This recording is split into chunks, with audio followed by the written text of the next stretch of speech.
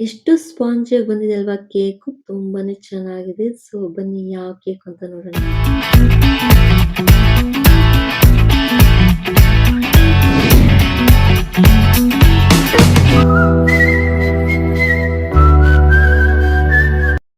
ಎಲ್ಲರಿಗೂ ನಮಸ್ಕಾರ. Welcome to ಸಮೃದ್ಧಿ ಅಡುಗೆ ಮನೆ ಚಾನಲ್. ಇವಾಗ ಮಾವಿನ ಸೀಸನ್ ಇರೋದ್ರಿಂದ ಮಾವಿನಲ್ಲಿ ಎಷ್ಟೊಂದೆಲ್ಲ ಐಟಮ್ಸ್‌ಗಳನ್ನ ಮಾಡ್ಬೋದು. ಅದೇ ರೀತಿ ಇವತ್ತು ಮಾವಿನ ಕೇಕ್ ಕೂಡ ಮಾಡೋಣ ಮನೇಲಿ. ಇದಕ್ಕೆ ಯಾವುದೇ ರೀತಿ ಓವನ್ ಕೂಡ ಬೇಡ, ಹಾಗೆ ಮೈದಾ ಕೂಡ ಹಾಕಿಲ್ಲ. ತುಂಬಾನೇ ಈಸಿಯಾಗಿ ಮನೇಲೆ ಯಾವ ರೀತಿ ಕೇಕ್‌ನ ಮಾಡ್ಕೋಬಹುದು ಅಂತ ನೋಡೋಣ. ತುಂಬಾನೇ ಸಾಫ್ಟ್ ಆಗಿ ಸ್ಪಾಂಜಿಯಾಗಿ ಬಂದಿತ್ತು. ತುಂಬಾನೇ ಚೆನ್ನಾಗಿತ್ತು ಅಂತಾನೆ ಹೇಳ್ಬೋದು. ಸೊ ಇವಾಗ ಕೇಕ್‌ನ ಸ್ಟಾರ್ಟ್ ಮಾಡೋಣ ಯಾವ ರೀತಿ ಮಾಡೋದು ಅಂತ ಹೇಳಿ. ಕೇಕ್ ಮಾಡ್ಕೊಳ್ಳೋದಕ್ಕೆ ಇಲ್ಲಿ ನಾನು 2 ಮಾವಿನ ಹಣ್ಣನ್ನ ಹಣ್ಣಾಗಿರುವಂಥದ್ದನ್ನ ತಗೊಂಡಿದ್ದೀನಿ. ಹಣ್ಣಾಗಿದ್ರೆ ತುಂಬಾನೇ ಸ್ವೀಟ್ ಆಗಿರುತ್ತೆ. ಸೊ ಇದನ್ನ ಸಿಪ್ಪೆನೆಲ್ಲ ತೆಗೆದಿಟ್ಕೊಂಡು ಪಲ್ಪ್‌ನ ನಾನು ಹಾಕೊಂಡು ಇವಾಗ ಮಿಕ್ಸಿಗೆ ಸಣ್ಣಗೆ ರುಬ್ಕೊಳ್ಳೋಣ ಇದನ್ನ ಫಸ್ಟು.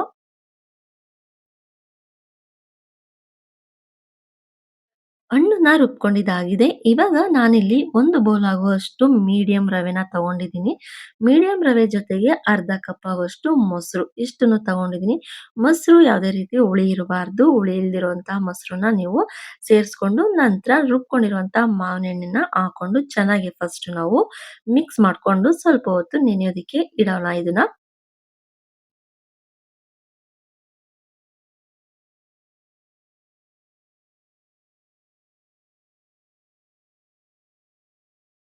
ಯಾವುದೇ ರೀತಿ ರವೆ ಗಂಟು ಕೂಡ ಆಗಿರಬಾರ್ದು. ಹಾಗೆ ಚೆನ್ನಾಗಿ ಮಿಕ್ಸ್ ಮಾಡ್ಕೊಂಡ ನಂತರ ನಾವು ಒಂದು 10, 15 ನಿಮಿಷ ಇದನ್ನ ನೆನೆಯೋದಕ್ಕೆ ಪ್ಲೇಟ್ ಮುಚ್ಚಿಬಿಟ್ಟು ನಾವು ಇಡೋಣ. 15 ನಿಮಿಷ ಕೂಡ ಆಗಿತ್ತು. ಸೊ ನೋಡ್ತಿದ್ದೀರಾ ರವೆ ಎಲ್ಲ ಚೆನ್ನಾಗಿ ನೆಂದಿದೆ ಕೂಡ. ಸೊ ಇವಾಗ ಇದನ್ನ ನಾವು ಮಿಕ್ಸಿ ಜಾರ್‌ಗೆ ಮತ್ತೆ ಹಾಕೊಳ್ಳೋಣ.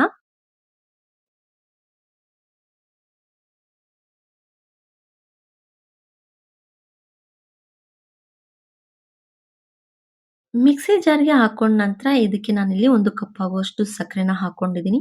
ಹಾಗೆ ಚಿಟಿಕೆಯಷ್ಟು ಉಪ್ಪು, ಹಾಗೆ ನಾವು ಅಡುಗೆಗೆ ಬಳಸುವಂತ ಎಣ್ಣೆನ 1 ಕಪ್ ಆಗುವಷ್ಟು ಎಣ್ಣೆನ ಹಾಕೊಂಡು ಮತ್ತೆ ನಾವು ಇದನ್ನ ರುಬ್ಕೊಳ್ಳೋಣ. ರುಬ್ಕೊಂಡಿದ್ದಾಗಿದೆ. ಇವಾಗ ಬೌಲ್‌ಗೆ ಹಾಕೊಳ್ಳೋಣ. ನಂತರ ಇದಕ್ಕೆ ನಾವು 1 ಸ್ಪೂನ್ ಬೇಕಿಂಗ್ ಪೌಡರ್‌ನ ಹಾಕೊಳ್ತಾ ಇದ್ದೀನಿ. ಹಾಗೆ ಒಂದು 1/4 ಸ್ಪೂನ್ ಆಗುವಷ್ಟು ಅಡುಗೆಗೆ ಬಳಸುವಂತಹ ಸೋಡಾ. ಇಷ್ಟನ್ನು ಹಾಕೊಂಡು ನಂತರ ವೆನಿಲಾ ಎಸೆನ್ಸ್‌ನ ಒಂದು ಅರ್ಧ ಸ್ಪೂನ್ ಆಗುವಷ್ಟು ಹಾಕೊಂಡು ಸ್ವಲ್ಪ ಹಾಲನ್ನ ಸೇರಿಸ್ಕೊಂಡು ಮತ್ತೆ ನಾವು ಚೆನ್ನಾಗಿ ಮಿಕ್ಸ್ ಮಾಡ್ಕೊಳ್ಳೋಣ. ಗಟ್ಟಿ ಆಗಿದೆ ಜಾಸ್ತಿ ಅಂದ್ರೆ ಸ್ವಲ್ಪ ನೀವು ಹಾಲನ್ನ ಸೇರಿಸ್ಕೊಂಡು ಕಲಸ್ಕೋಬಹುದು. ತುಂಬಾನೇ ಸಾಫ್ಟಾಗಿ ಕಲಸ್ಕೊಂಡ್ರೆ ತುಂಬಾನೇ ಚೆನ್ನಾಗಿ ಬರುತ್ತೆ ಕೂಡ ಕೇಕು. ಅಷ್ಟೇ ರುಚಿಯಾಗಿರುತ್ತೆ. ಇವಾಗ ಇರುವಂತಹ ಮಾವಿನ ಹಣ್ಣು ಸೀಸನ್‌ನಲ್ಲಿ ಎಷ್ಟು ತರ ವೆರೈಟಿ ಕೂಡ ಕೇಕ್ ಕೂಡ ಮಾಡ್ಕೋಬಹುದು. ಹಾಗೆ ರೆಸಿಪಿಗಳು ತುಂಬಾನೇ ಇದಾವೆ. ಈ ತರ ಕೇಕ್ ಮೋಲ್ಡ್ ಇತ್ತು ಅಂದ್ರೆ ಹಾಕೊಳ್ಳಿ. ಇಲ್ಲ ಅಂದ್ರೆ ಸ್ಟೀಲ್ ಪಾತ್ರೆಯಲ್ಲಿ ಕೂಡ ನೀವು ಮಾಡ್ಕೋಬಹುದು. ಈ ತರ ಕೇಕ್ ಮೋಲ್ಡಿಗೆ ಬಟರ್ ಪೇಪರ್‌ನ ಹಾಕೊಂಡು ಬಟರ್ ಪೇಪರ್ ಮೇಲೆ ಸ್ವಲ್ಪ ತುಪ್ಪನ ನಾನು ಹಚ್ಕೊಂಡಿದ್ದೀನಿ. ಮತ್ತೆ ಸೈಡಲ್ಲೆಲ್ಲ ಹಚ್ಕೊಂಡು ನಂತರ ಕೇಕ್ ಬ್ಯಾಟರ್‌ನ ಹಾಕೊಂಡು ನಾವು ಇಡೋಣ. ಮಾವಿನ ಸೀಸನ್ ಇರೋದ್ರಿಂದ ನಾವು ಕೇಕ್ ಮಾಡ್ಕೊಂಡಿದ್ವಿ. ತುಂಬಾನೇ ಚೆನ್ನಾಗಿತ್ತು.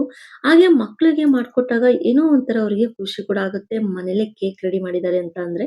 ತುಂಬಾನೇ ಚೆನ್ನಾಗಿತ್ತು ಟೇಸ್ಟ್ ಕೂಡ. ಇವಾಗ ಕೇಕ್ ಮೋಲ್ಡಿಗೆ ಹಾಕೊಂಡಿದ್ದಾಗಿದೆ.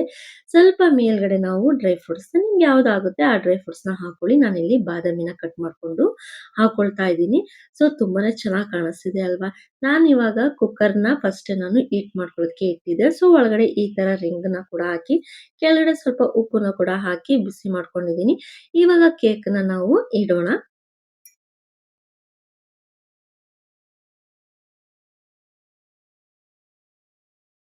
ಇವಾಗ ಕೇಕ್ ಆಗೋದಕ್ಕೆ ಒಂದು 40 ಮಿನಿಟ್ ಆದ್ರೂ ಬೇಕು.